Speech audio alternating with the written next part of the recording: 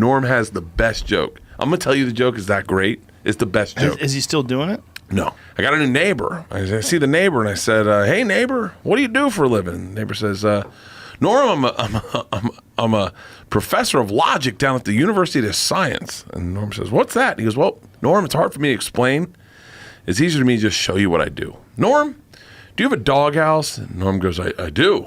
And he goes, well, then you must have a dog, logically. And he goes, I do have a dog. And he goes, all right.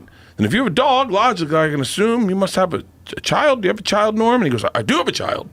He goes, well, if you have a child, logically, I can assume you must be married to a woman. Are you married to a woman, Norm? And he goes, I am. He goes, Norm, then logically, I can assume you're a straight white male.